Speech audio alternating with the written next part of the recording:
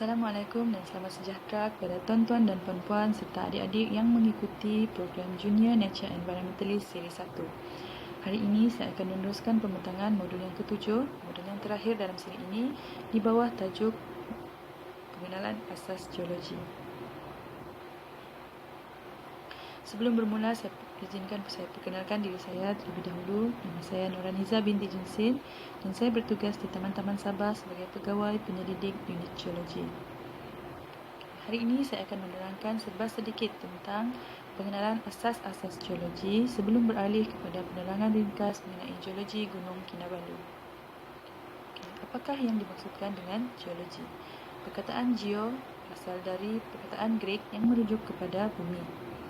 Geologi merupakan secara khususnya adalah bidang sains yang mengkaji tentang kejadian, perkembangan serta kandungan bumi.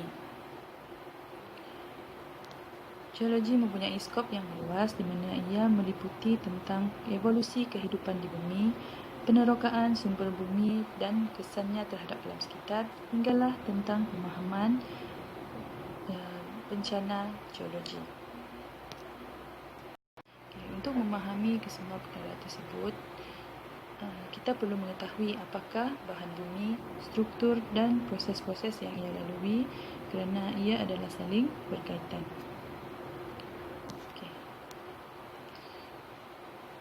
Hasil kajian terdahulu menunjukkan bahawa bumi mempunyai beberapa lapisan. Terdapat 4 lapisan utama bumi iaitu lapisan kerak, lapisan mantel, lapisan teras luar dan lapisan teras dalam. Lapisan kerak terbahagi kepada 2 iaitu lapisan kerak lautan dan lapisan kerak benua. Lapisan-lapisan ini adalah berbeza dari segi komposisi kimia, ketebalan dan juga ketumpatan. Seterusnya kita pergi kepada bahan bumi dan prosesnya. Bahan bumi terdiri daripada batuan. Batuan-batuan ini mempunyai perbezaan dari segi pembentukan, sifat kimia dan juga sifat fizikalnya. Terdapat 3 jenis batuan iaitu batuan igneous, batuan sedimen dan batuan metamorfik. Batuan igneous adalah batuan yang terhasil dari penyejukan magma sama ada di bawah permukaan bumi yang dirujuk sebagai eksplosif ataupun penyejukan yang berlaku di bawah permukaan bumi iaitu intrusif. Batuan sedimen pula adalah batuan yang terhasil dari pengendapan bahan sedimen dari proses luluh hawa atau hakisan yang mengalami proses pembatuan ataupun litifikasi. Kemudian kita pergi kepada batuan metamorfik. Batuan metamorfik adalah batuan yang terhasil apabila batuan lain mengalami perubahan disebabkan suhu dan tekanan yang tinggi. Ketiga-tiga jenis batuan ini adalah saling berkait dalam kitaran batuan yang berterusan, di mana bermula dengan penyejukan magma untuk membentuk batuan igneous yang seterusnya mengalami proses pengangkatan untuk berada di permukaan bumi dan melalui proses hakisan dan pengendapan untuk membentuk batuan sedimen. Batuan sedimen tadi dalam keadaan suhu dan tekanan yang tinggi akan membentuk batuan metamorfik. Kita pergi kepada jenis-jenis proses bumi. Proses bumi terbahagi kepada 2 iaitu exogenik dan endogenik.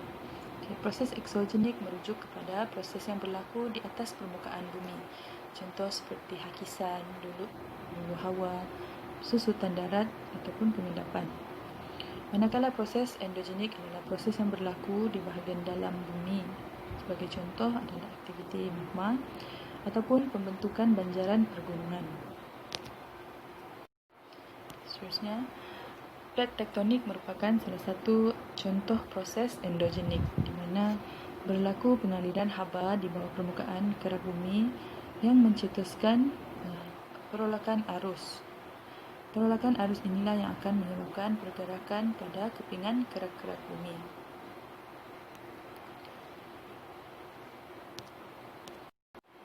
Terdapat 7 plat utama bumi iaitu plat Pasifik, plat Antartika, plat Eurasia, plat Indian Australia, plat Nazca, plat Amerika Utara dan plat Amerika Selatan. Di dalam lingkaran api Pasifik ini menempatkan kawasan-kawasan yang mempunyai aktiviti tektonik yang sangat tinggi. Kawasan ini dikaitkan dengan sempadan pelanggaran plat, yang mana akhirnya akan membentuk jaluran pergunungan di dunia. Terdapat 3 jenis sempadan plat tektonik, iaitu sempadan pencapahan, sempadan pertembungan dan sempadan mendatar. Seterusnya kita pergi kepada penentuan usia batuan.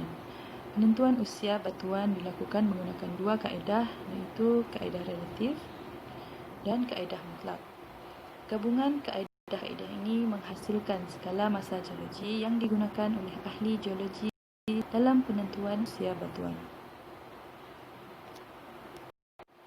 Okey, jadi apakah kepentingan untuk kita tahu tentang asas-asas geologi ini? Penting untuk kita tahu supaya kita boleh faham dan menghargai perihal geologi yang berlaku di sekeliling kita. Contoh seperti proses pembentukan bahan-bahan yang membentuk sesuatu fitur, kerana proses-proses ini mengambil masa yang sangat lama dan pembentukannya adalah unik dan tidak akan sama dengan tempat yang lain. Seperti contoh yang terdekat dengan kita adalah Gunung Kinabalu. Negeri Sabah mempunyai kepelbagaian fitur geologi yang bernilai tinggi, di mana evolusi geologinya yang kompleks menghasilkan batuan dan landscape yang pelbagai.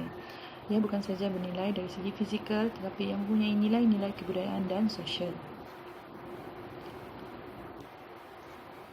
Gunung Kinabalu juga terkenal dengan julukan Aki Nabalu, yang bermaksud tempat persemadian roh-roh nenek moyang kaum Kadazan Dusun. Dari segi geologinya, Gunung Kinabalu merupakan jasad Pluton yang terbentuk daripada penyejukan magma di bawah permukaan bumi.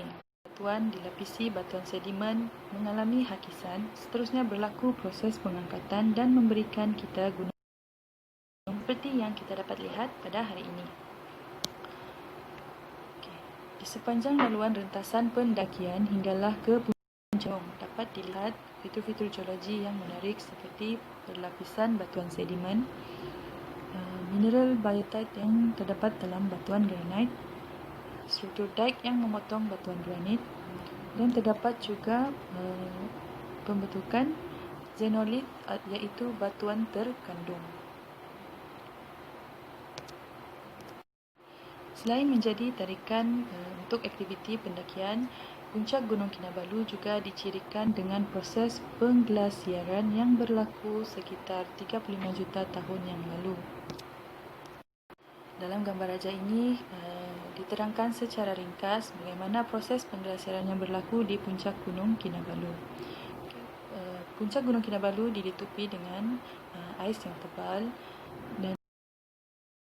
dan ia membawa bersama batuan yang berada di laluannya dan kemudian diendapkan di bahagian kaki gunung yang dapat kita lihat dan dikenali sebagai pinosuk gravel. Antara morfologi proses pengglasiaran yang dapat dilihat di bahagian puncak gunung adalah seperti lurah berbentuk U, kesan ais plaking, peparit glasier dan permukaan.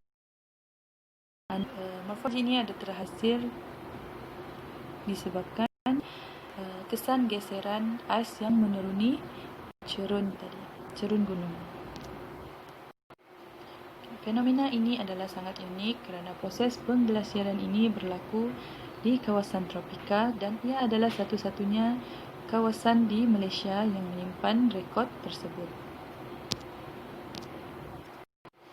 Sebagai kesimpulan, keunikan sumber geologi boleh dijadikan sebagai sumber warisan negara. Selain itu, pembangunan lestari haruslah diselaraskan dengan penerapan pengetahuan geologi. Kita perlu memahami untuk menghargai dan memupuk rasa kepunyaan yang tinggi agar warisan alam semula jadi ini dapat dipelihara untuk generasi yang akan datang. Di samping memelihara sumber alam, Masyarakat setempat juga mendapat manfaat seiring dengan pembangunan warisan sumber alam. Okay, dengan itu tamatlah sudah pembentangan modul ke-7 dalam program ini.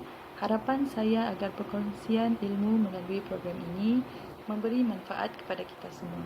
Okay, untuk friendly reminder, jangan lupa untuk menjawab kuis yang akan saya sertakan linknya di bawah dan lengkapkan kesemua modul-modul dalam siri ini untuk merebut peluang memenangi hadiah yang telah disediakan.